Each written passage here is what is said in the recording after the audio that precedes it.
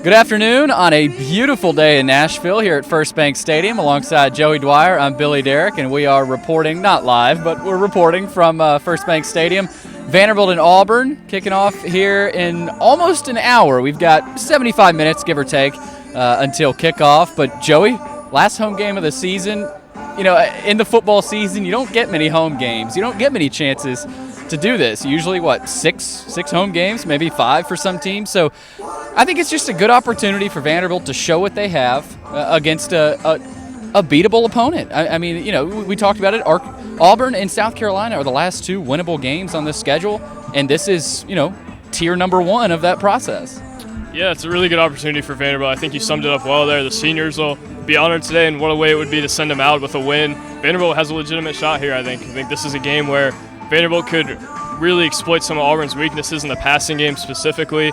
I think Vanderbilt could really move the ball with the 2-quarterback system, maybe be sparked by it. A lot of reason for optimism today, and we can't say that before a lot of these games. The stage is not small for Vanderbilt today, but certainly an opportunity to win this game and an opportunity to prove that it has something. It's sent its seniors out well. That 2-quarterback system could really pay some dividends for Vanderbilt. Obviously, if you have 2 quarterbacks playing, it doesn't necessarily say you have one, but maybe in a game like this, might as well try it. Yeah, I mean, we saw it last year. Mike Wright was inserted, and all of a sudden, a lot of things changed. I don't know that Walter Taylor will have the same impact that Mike Wright had last year, but we saw some good things out of Walter last week, and you know, I asked Clark about that, and you did, of course, this week too, and you know, I think they're excited about Walter. Now we'll see how much does Ken play, and how much does Walter Taylor play.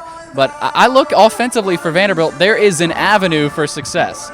Right, I mean, they're not facing Georgia, they're not facing Ole Miss.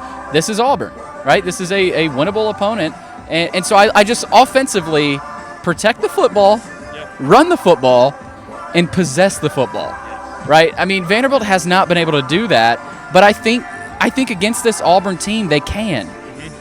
Yeah, Vanderbilt's going to have to control the turnover battle. It's going to have the ball for long stretches. Auburn's not an explosive play team. Maybe it has some things in the running game go for it, but if Vanderbilt's defense can get off the field, if Vanderbilt's offense can hold onto the ball and kind of extend those drives on 3rd down, on 4th down like we talked about on Thursday, got a real chance here. And I think Vanderbilt, if it goes, 1 for 10 on 3rd down again, doesn't have a chance. But against this Auburn defense, why can't they have a more efficient showing, and why can't they have some explosive plays to go along with it? I think what I'm watching today is time of possession first, explosive plays second, and the turnover battle third. Clark Lee mentioned the turnover battle is a key, and hard to disagree with him. I think this is a game where neither team will have a whole lot of explosive plays, but if you can possess the ball for a long time and extend drives and continue to get points on the board, even if it's measured and not in long explosive plays, you got a real chance here. And if Vanderbilt can do that, it could get its first SEC win of the year and win it on senior day. If not a great spot for him. Joey, as we talked about in the pregame show, Auburn's passing game is non-existent.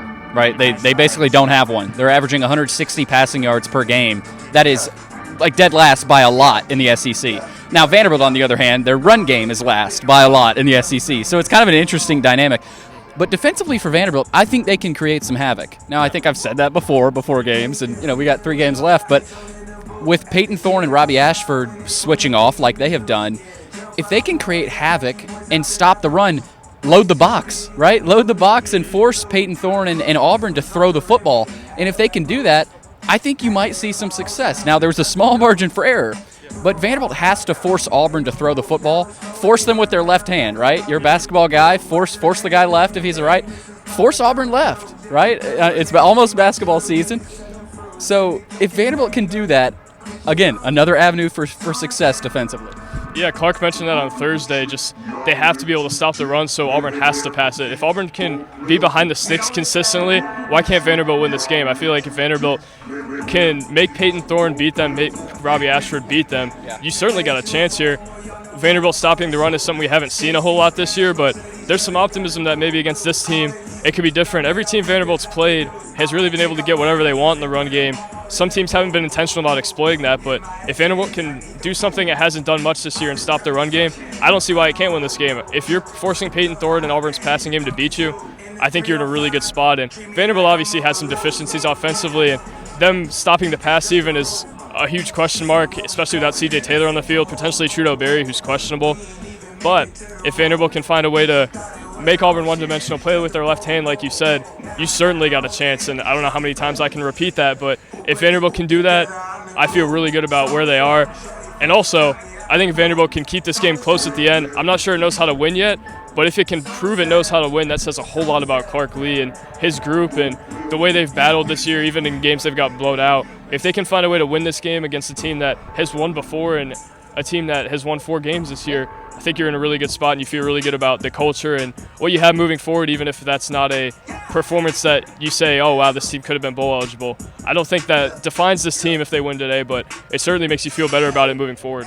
Yeah, and on the injury front, real quick here, Joey, Will Shepherd will play. I would guess he would start as well. Pete Thamel reported that, and he's one of 2 guys that we said, hey, you might need at least one of them, right? Shepherd or Taylor. Vanderbilt's going to get Will Shepherd to play today, and for the Commodores, that's a good thing, right? I know he hasn't played a ton. It's been weird. You've seen him on the sidelines, but Joey, we had to get this one out quick. 3 o'clock kickoff, Vanderbilt and Auburn. We'll see what happens, and we'll see you guys after the game. We'll have our post-game thoughts, and we'll also be at Clark's presser and a couple of players as well. So thanks for checking in.